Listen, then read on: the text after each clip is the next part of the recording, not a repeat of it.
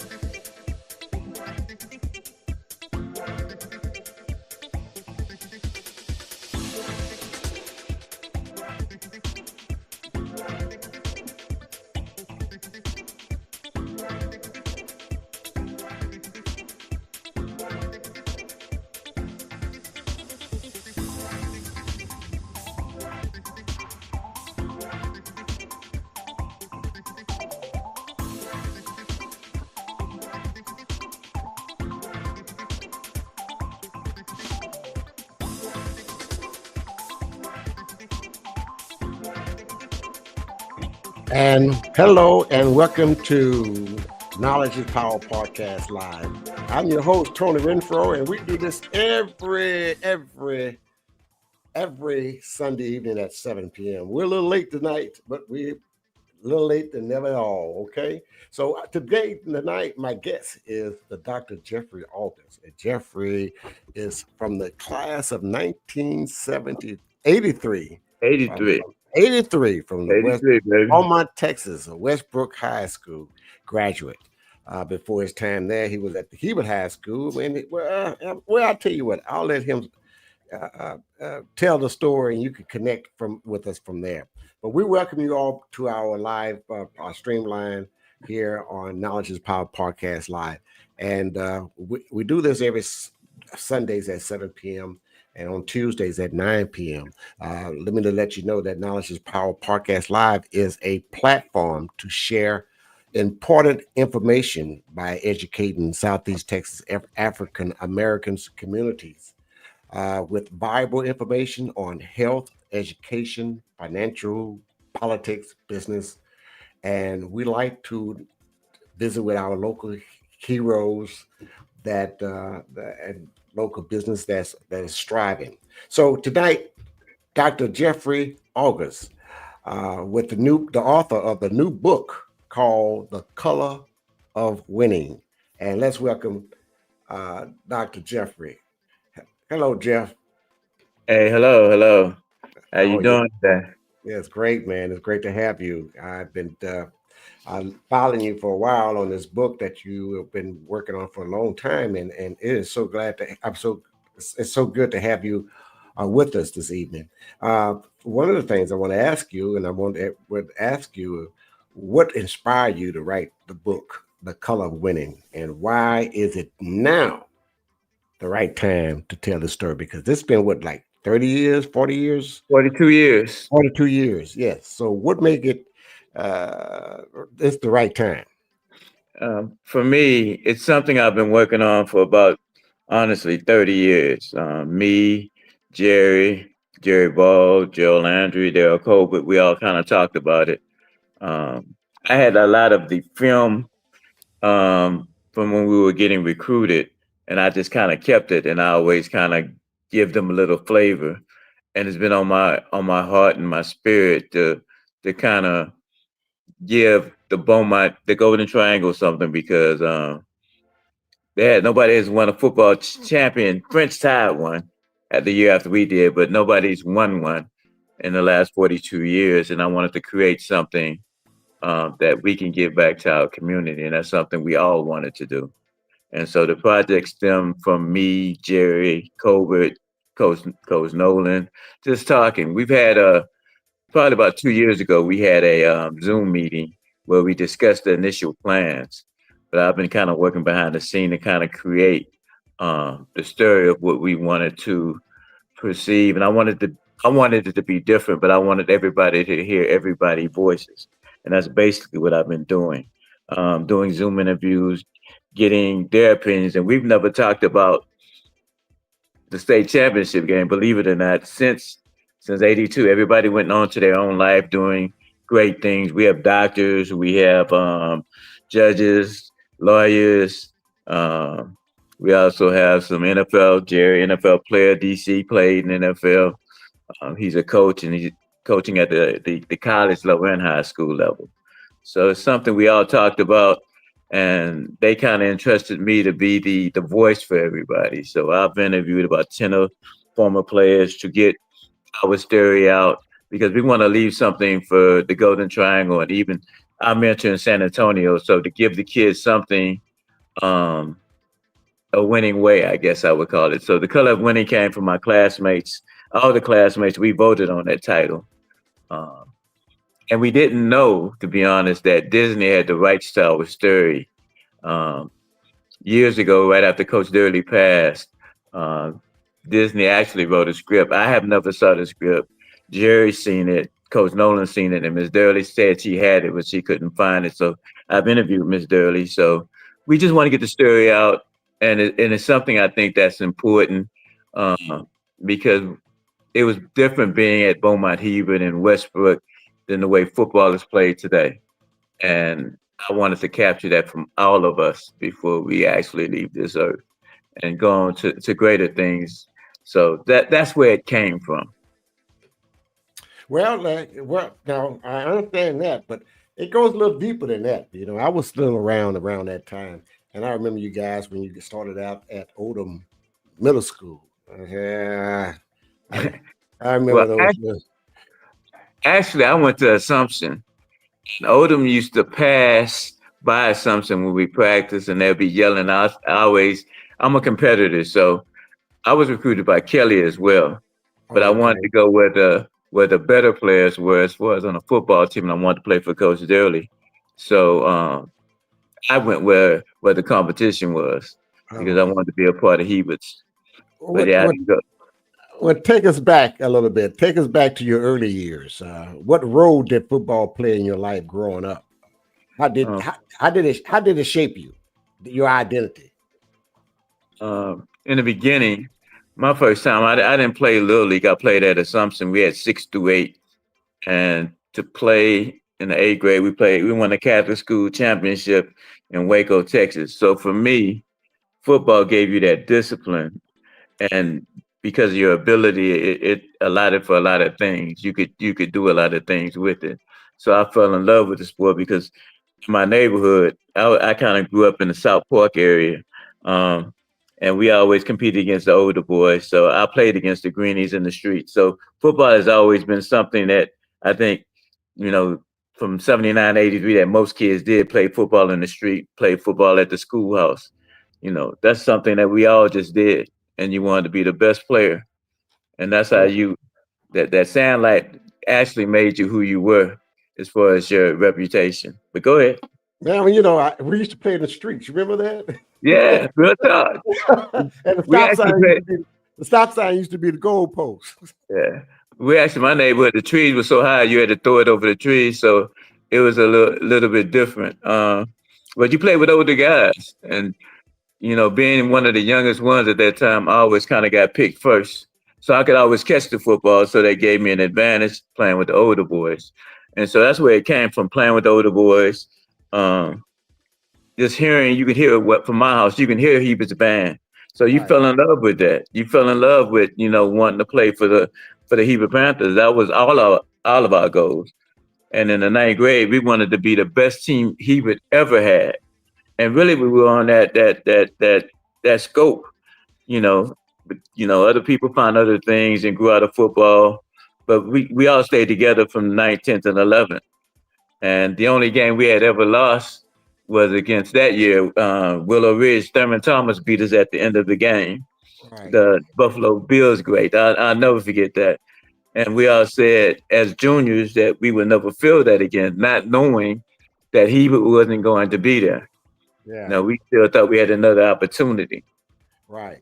Now, I know I went to a predominant black school, and you went to a predominant black school in high school, and that was a difference. I went 1 year. I went 2 years. I was one of the first ones to attend integrated school in 1967, and it was totally a different. The culture was totally different. The spirit was different. It was just I was out of the loop. How did you feel by going to Hebert for your first 3 years of high school? You felt that Hebert High Panther spirit in you. Every when you walked the hall, you had it, didn't you? Yeah, it's still in me. Actually, I got a Hebert Panther tattooed on my body. Is it something? Is it something that was real to us as kids? It was something that we all waited for. We waited our time. Right. You Because could tell. Yeah. they had Go ahead. great Hebert teams, and we wanted to be that team. We wanted to hear Miss Rose sing that song "Calling on the Defense." Like I used to just hear that, and for us that was exciting. Well, that question reason why I said that because I'm going to lead you into the time when the merger happened. But before I go into that, tell me a little bit about your high school when you was at Hebert High School before we go any further. What kind of record, what kind of team you had, the coach you had there? How was the system set up?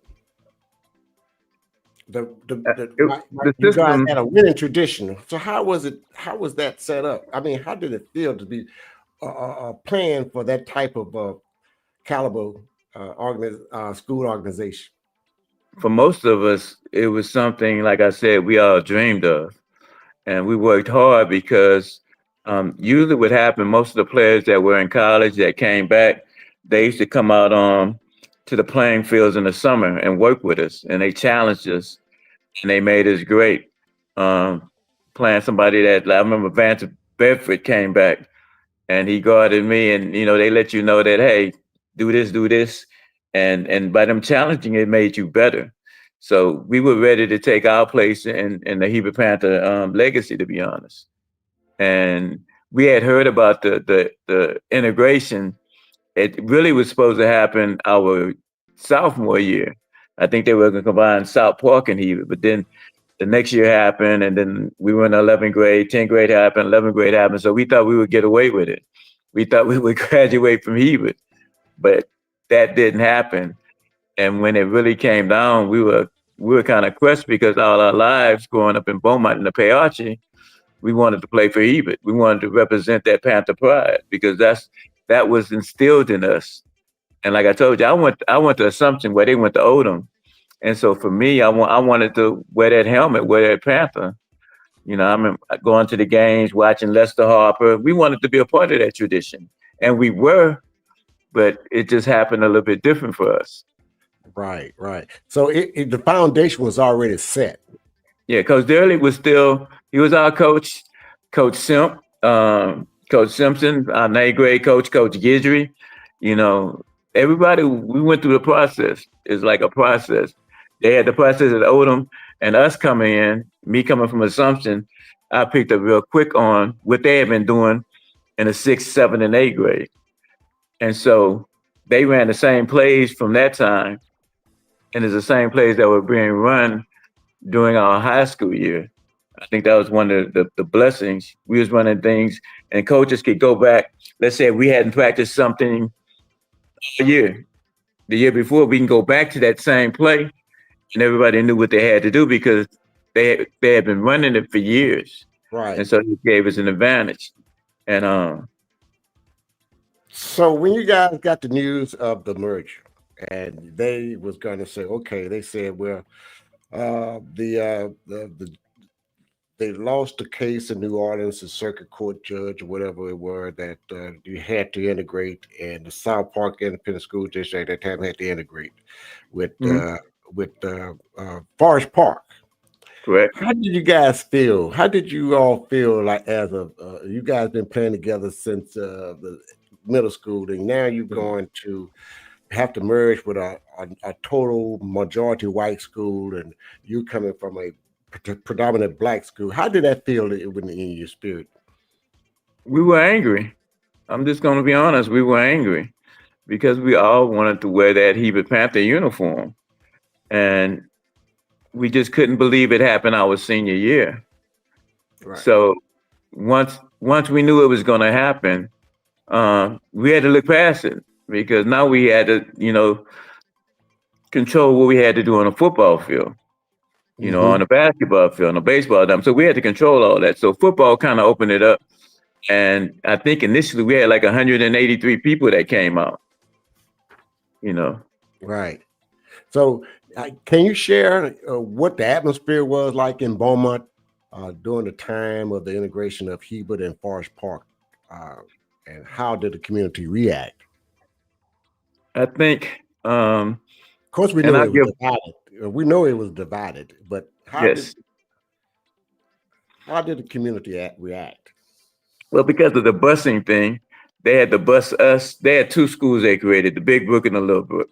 They had to bus us to Westbrook, so that means our days were longer. And the kids at Forest Park, the ninth graders had to come to the Little Brook, and we had the 10th and 11th and 12th graders. But initially, how they were going to do it, they were going to use a ping pong system. And whatever ball you got is going to be what school you went to. But our parents weren't happy in the African American community. And the parents on the West End, they weren't happy about their situation. So it was a struggle. You had two different communities wanting to stay in the same way. Everybody wanted to be in their community. But by that integration, the ruling, we had no choice. Right. Now that you have merged, you merged with Forest Park, a predominantly white school and a predominantly black school merges for the first time in Beaumont, Texas history. Okay, so shortly after that, the merge in 1982, Westbrook High School, which is the name of what it merged to, and you guys agreed to this name of the new school, came shortly after the merger of two racially divided schools. What was it like being part of that historical moment? The first day you walked in the hallway, the first time you got on the practice field with the merger. Well, for us, the practice field was like heaven because we were athletes. And so the field wasn't going to change anything. Our athletic ability and our intelligence would take over. But in the schoolroom, in the hallway, it felt different. For me, it felt cold because we weren't used to. Forest Park was different than Hebert as far as they had a lot of things that we didn't have, right? Educational wise, and for me, it opened my eyes to a lot of things. But as kids, you focus on the thing that you love, and we were focusing on football. And from us being in 4A, we knew we was going to move up to 5A, but we still felt with the nucleus we had that really, to be honest, that we were going to be okay because we had never lost other than that time I told you ever. I'm talking about middle school. We had never lost anything, and so going to Westbrook, we still believed in ourselves. We really did, and that year was probably one of the most difficult times in the beginning because they had their way and we had our way. But the blessing that we had Coach Durley, because we had been in this system. So he brought his system over with a couple of coaches. It was Coach Nolan, Coach Tyner, Coach Morgan. They all came. And a couple of Forest Park coaches, they were young coaches then, came over and did the secondary and defensive ends. So that's how really the staff became what it was. But we ran Coach Durley's system. But I have an advantage because I interviewed a lot of the other players so far, so I won't give that because it's going to be in the book. But talking to Miss Durley, Coach Durley went through a lot, and we didn't know it. He kept it from us. We knew something was happening, but we didn't know to what extent of pressure he was under because they didn't want to hire Coach Durley. They had somebody else in mind. That's what I was going to get to. At that time, it's like, how did he manage, even though he had a winning record, a state championship team, that he had a state championship team before, he's won state championships, and I'm like, how did he get to be the head coach? Because the majority usually get that position, even though they're not qualified for it. but he got it, and that was a blessing for you all to have. Well, like I said, once because I interviewed everybody, I know the intent, and I kind of understand Coach Durley's mindset. At that time, Coach Durley had a winning record, right? Right. He's rated the number, probably even now today, he's rated in the top 10 of all high school coaches in the state of Texas. Right. So just imagine that still today. Right. And he didn't have too many years, when he passed, because our year we won state, then the next year they went 14-1. Right. So they couldn't put anybody in that position because Coach Durley had a winning record. I think if he wouldn't have been put in that position, this is just my opinion. I think Beaumont we probably had a riot because a coup. Yeah, they couldn't justify putting Henshaw there or any other coach that they were uncomparable to Coach Durley as far as their record. Right. And so they were that's DEI. They were DEI coaches. Yeah. Now, what do you remember most about Coach Alexander Durley, his leadership and his influence on that particular team that won the 1982 Texas State Football Championship? For me, Coach Durley was calm, always calm, no matter what happened. It seemed like he didn't have emotion. He always had a plan. They prepared us. The coaches prepared us back in the ninth grade, and it mattered because by the time we became seniors, we had been in the system a while. And so we were prepared for anything. We were prepared for anything. And Coach Durley was just, he's very disciplined, very straight with you. And nobody wanted to let him down. I'm going to tell you now, when I went into the military, the Air Force, and he had already passed, I remember thinking, I can't cut, I can't cheat my run because Coach Durley can see me now. So that was always, through my life, that was always kind of be in my mind because I said, he can see everything I do now. So he knows, sometimes you might not run 100% on the 220s, but now he knows everything. And that's the way I went through the rest of my life. He was really a superior role model, and you didn't want to let him down. I remember visiting him, speaking with him in the clubhouse one evening, and what I picked up on him that he was a visionary. Yes, he was a leader. Yeah, he had the vision. His offense was before his time. That offense we ran was before his time, and he demanded excellence. Oh yeah, and he understood all the deeper things that you guys was doing and the meaning of what was going on and what's going on through you guys, man. That was really taught me about him and how disciplined he was. And you said it, but see, his discipline, I think, brought the unity between those two schools, and the students, players on the team. Don't you think? I think they respect it, and like I said, I've talked to a couple of people, Barkley and Shaw. They were at Forest Park. Shaw was actually the quarterback at Forest Park, and he's a lawyer now in Austin. So we talked. That's kind of like in the book, and they all felt they were happy because they knew they were going to get some athletes. McCarty was at Forest Park. Talked to him. He felt the same thing because he knew the team would be better because of the competition. Because most of us were athletes. I guess as far as I think some people underestimated our intelligence, but we were very, very smart. We come from different areas, but our parents did a great job of preparing us for the world because they knew coming out in Beaumont how difficult it was for a young Black man in Beaumont. And so I think all of our parents prepared us. So I felt we were ready, man.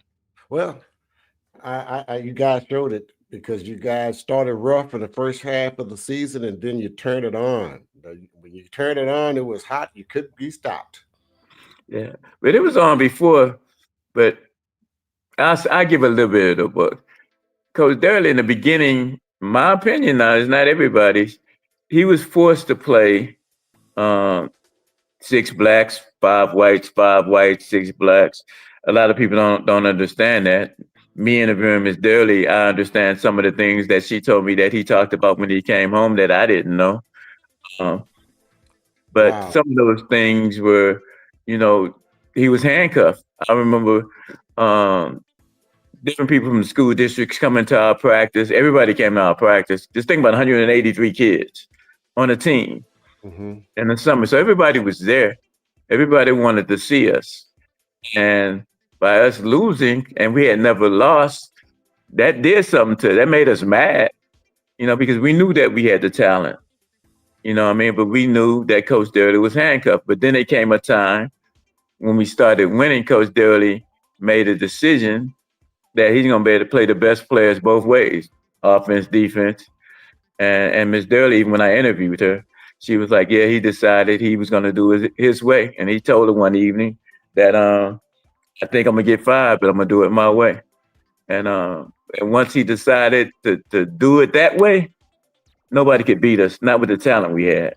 Yeah. Even some of the players had to go both ways. Well, Dr. Jeffery August, let's talk about the book, The Color of Winning. In the book highlights in the book is not just the games, but the relationship among players. How did a team transform from rivals to a brotherhood? And what were some of the biggest challenges the players faced off the field, socially, academically, culturally, during that season? Now, this is in the book as well, right? Yes. And with us, the relationships they built, winning cures a lot of things. Winning cures a lot of things. And when we were losing it brought out the negative things. And so during the season, we found out who was who could help us and who couldn't help us. It didn't matter whether it was black, white, yellow, or green. Even some of my friends that had been playing a position for a while, even if they were African American, they were set on the bench. And some of the other players from the West End, we couldn't play them both ways. It was just reality. And so Coach Durley had to figure out the mixture. He had to figure out, okay, this is the plan. This is what we're gonna do. One day, and I'll give this, and I probably shouldn't because it's in the book, but I give it. Coach Nolan told me that, and I interviewed him. Coach Nolan told me one day Coach Durley came into the office, and he said, write down the best 22 players on offense, the best players for offense and the best players for defense, and he wrote them on the board. And that's what they went with. Coach Durley allowed him to do that, and that's what they went with. So the bond that the players made, once they start making plays, whether you were black, white, yellow, we didn't care. Make a play. Kind of like in the military for me, it don't matter what color skin you were, but when we were in a foxhole, you protected my 6. So it doesn't matter as long as you do your job. And that's the way we took that. Do your job. And if you don't do your job, we're going to find somebody else that will. Well, I was along with you guys. Sometimes I tell you, some of your classmates, boy, I do the same things like I graduated with you guys. But anyway, let's go to my next question would be, now I understand why do you believe this story is bigger than football? What lessons does it hold for today's generation? Perseverance, leadership, just belief in yourself. Mean hard work beats talent every time. So work hard, believe in yourself. Whatever you put out on that practice field is what you're gonna put out on the game. For us, practice was like a game because people wanted to be on that field on Friday nights. And so practice was like a game every day, from Hebert to the time we got to Westbrook. And Hebert was unique because us being 9th and 10th graders, we always scrimmaged the JV and the varsity. So some of us thought we were just as good as them. And so that made us better because we were playing against older players. And at Hebert, at Westbrook, you had to make your name because everybody was new. And some of the kids at Forest Park wanted to play. And the kids at Hebert, they believed in their talent. So it became competition every day. Because Friday nights, everybody wanted to be on that field. So winning cures everything. Us winning week by week, you see the people. We used to play in front of 28,000, 30,000 people, 12th graders in high school in Astrodome. That's unbelievable. I don't know if that happens today. But just watching how separate Beaumont was, African Americans and white Americans, on that football field in the Astrodome. They were riding the bus together. It didn't matter if you were black, white, Korean, but Beaumont became one for the first time ever, and I had never seen that. So Yeah, winning did cure everything, and Beaumont came together. Yeah, we all sat together for the first time. Yeah. So what lesson does it hold today in today's generation? What's today's generation can get out of this that For me, you guys experience? Now, the reason why I'm saying it because I'm about a decade older than you guys, okay? mm-hmm. But what I'm saying is that I experienced segregation and integration. Mm-hmm.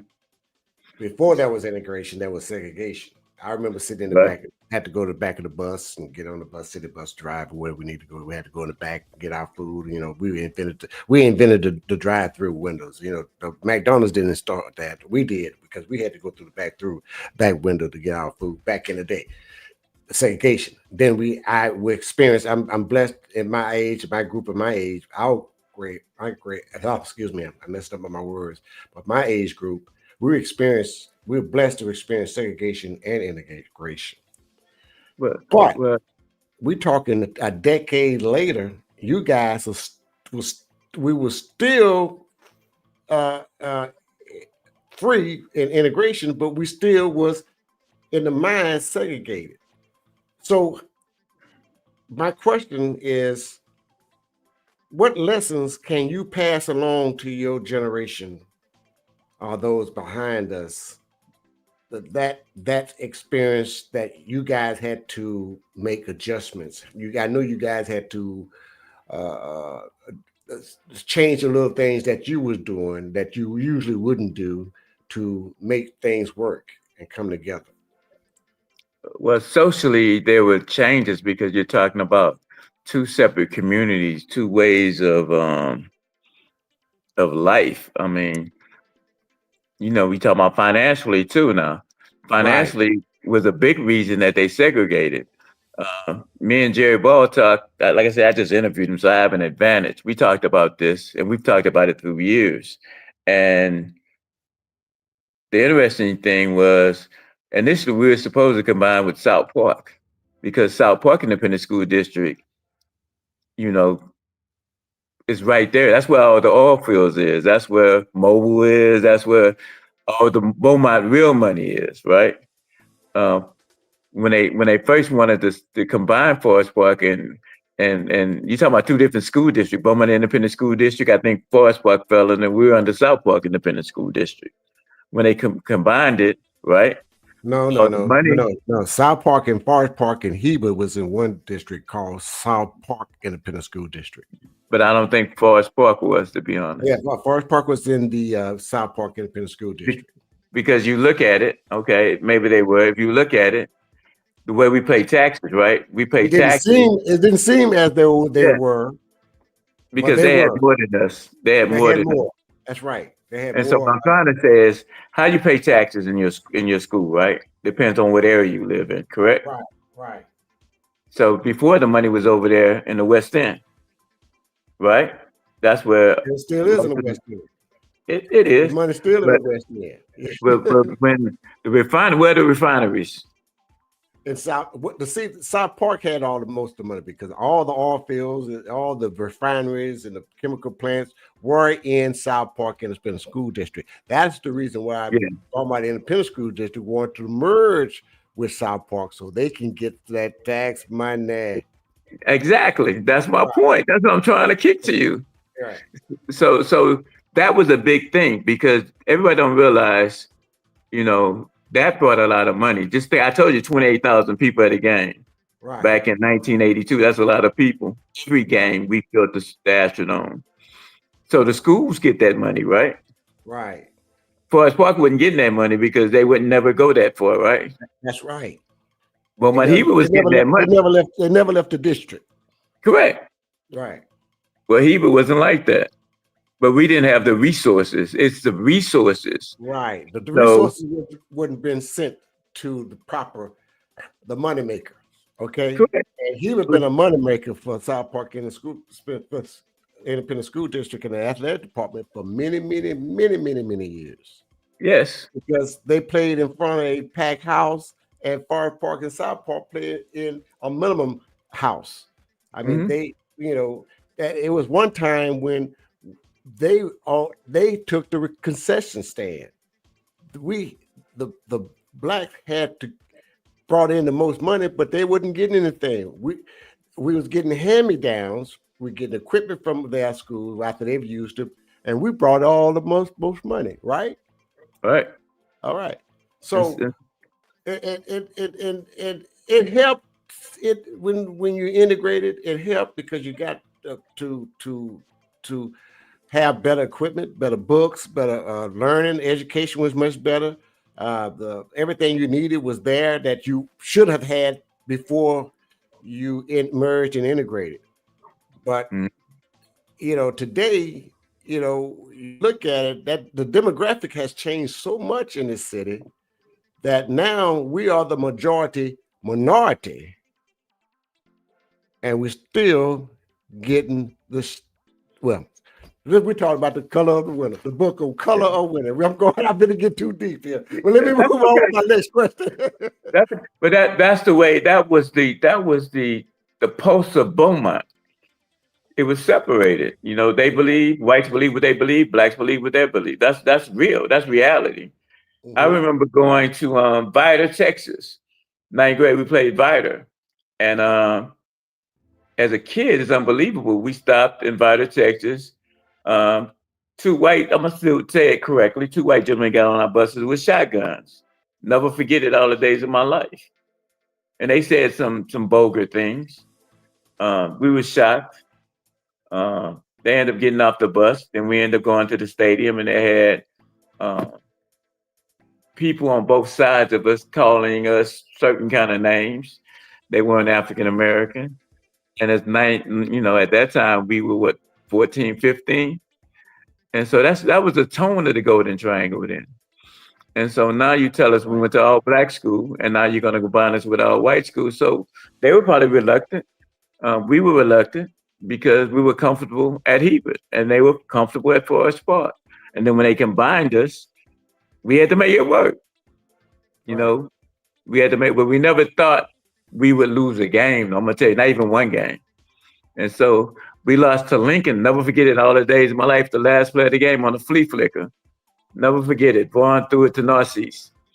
Narcisse, he ended up playing, he's like the leading receiver in the Canadian football. Vaughn ended up going to college. He was a quarterback at Lincoln. But Narcisse always brag about that. Well, we beat y'all. I'm like, okay, but y'all had to watch us on TV for 6 weeks. Yeah. But that did happen. They ended up watching. Yeah. So what I'm saying is, we did become one. I have no issues with like Barkley. I talked to Barkley. We talked to all of them. There's no problem with Lane. You know, when we had our reunion, we all came back together like it was like an Astrodome. You know, the kids never had issues. It was the parents. Right. It was the leaders in the community. All we wanted to do is play football. You know. Well, Jeff, several of your teammates went on to become on that championship team, and your teammates they went on to become leaders, judges, attorneys, entrepreneurs, NFL players. What do you think it was about that experience that shaped so many successful men? Honestly, I don't want to give too much because it's in the book. That's one thing I'm doing by interviewing all the players. I'm gonna put together a collage that's gonna bring that out. You know, but in the short, all those things together made us all the men that we are today. And I'll just say this for me. That's one of the reasons I mentored and started my foundation, because I had great men teaching me how to be a man. So that stood with me, and I wanted to be one of those guys. I have over 100 people been through my program, the JL August Bridge Builders program. And our goal is to develop. I have the low economic kids that are probably, people throw them away, but we make them into, I want to say better human beings, but we give them a toolbox. And it will incorporate and help them through their way of life and their walk. And right now, we probably have, I think I have 30 kids that's in college. And right now, we finna start next week when I go back to school. We finna start mentoring again. And it'll probably be about 60 kids. I picked up a whole another class at Booker T. Washington, fifth graders. So what we do is follow them all the way through high school, even in college, and even as adults. I have some of them that still call me today. They 22, 23. We've been doing this for the last 10 years. So the men that I met kind of motivated me, like Coach Morgan, Coach Durley, Coach Nolan, to impact us by uplifting our communities wherever we lay our head. And one of the goals I want the book to do, and we talked about this, the players, is to give them tools and toolkits to be able to help them to navigate not just Beaumont, but just any area that is underprivileged.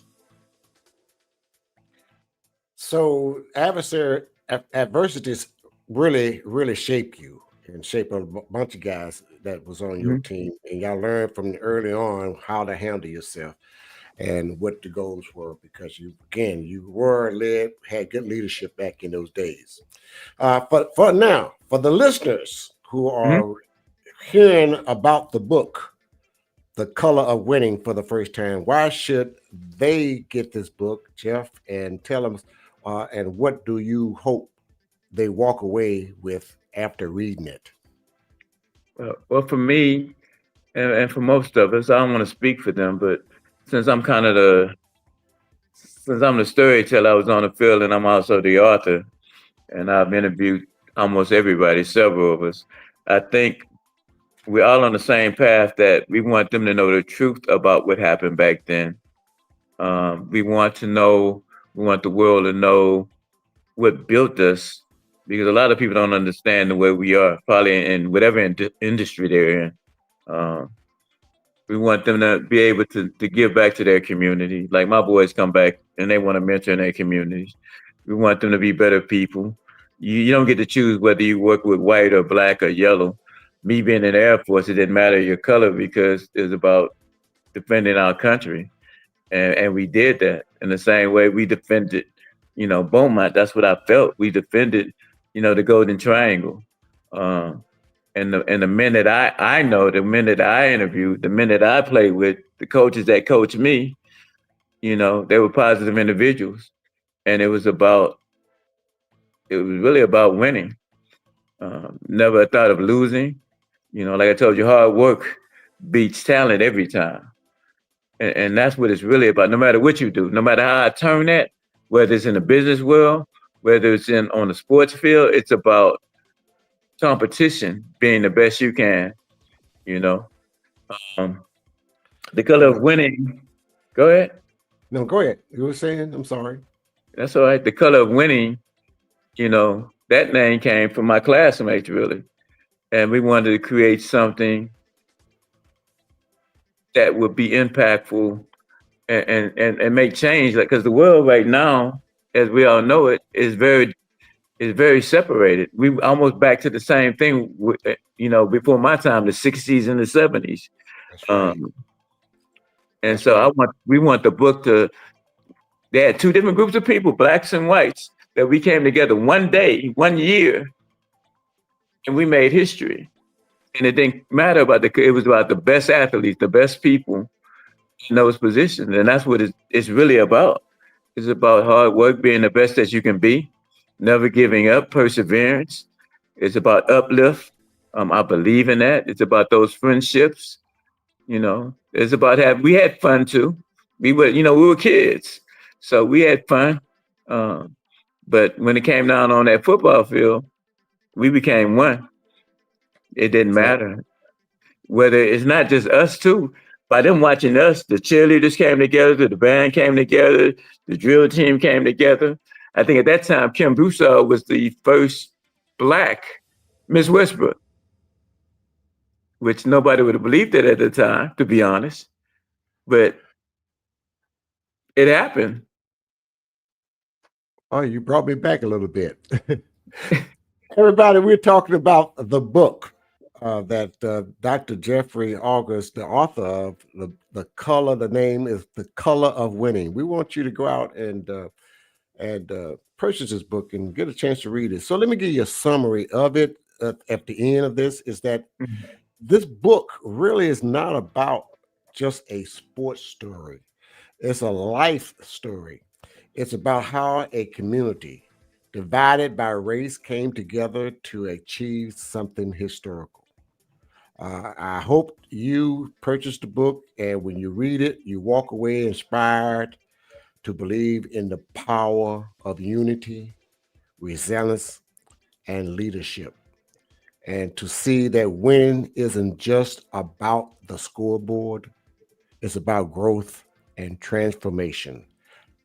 Quote, Dr. Jeffery Lawrence August, chairman of the WLDJ Foundation. Thank you, Jeffrey, for joining us and educating the community. Some of us remember and some don't even know that we went through this.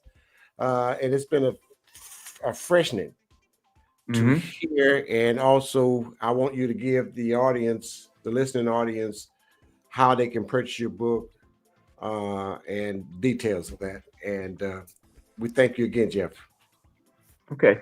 Right now, the book is kind of like in its final stages. So right now, I'm having a priority pre-order list that you can get on. That we have over 350 people that have signed up already for the book.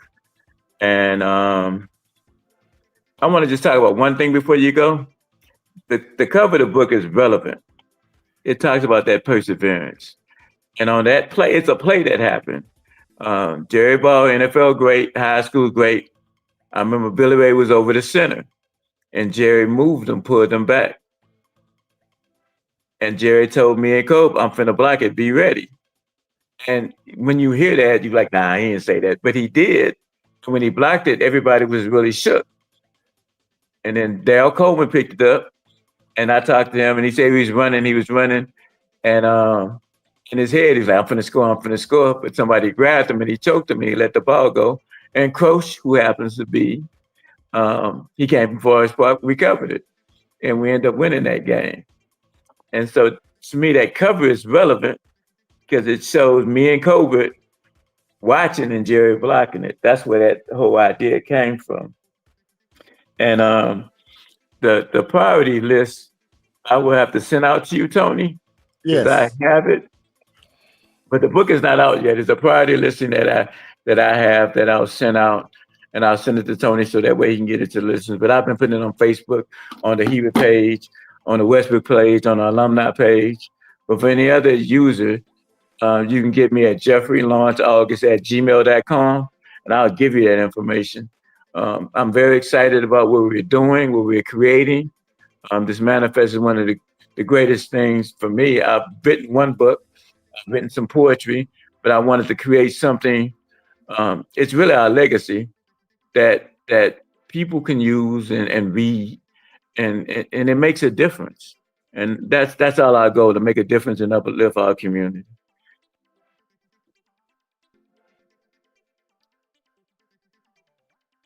Code so that I can post it and get those that want to purchase your book, The Color of Winning, by Dr. Jeffery August, the author, retired military and mentor. Thank you, Jeff, for joining the Knowledge is Power podcast live. And everybody, thank you for sitting in and listening to us for the last 48 minutes of just good sound education on the book and the author of the book of Color of Winning with Jeffery August. And I'd like to shout out to everyone that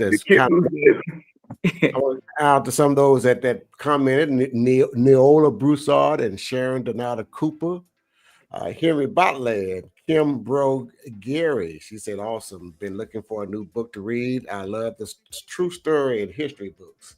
So, hey, we let all those on Spotify and Apple iTunes. We say, hey, thank you for your listening. Jeff, you got a last word? Yeah, I just said Omega Psi Phi for life, man. And cubes. Yeah. Knowledge is Power Podcast Live, everybody, with Tony Renfro, your host. Thank you, everyone. Love you. Thank you for watching Knowledge is Power Podcast Live. Be sure to like and subscribe to all Knowledge is Power social media pages.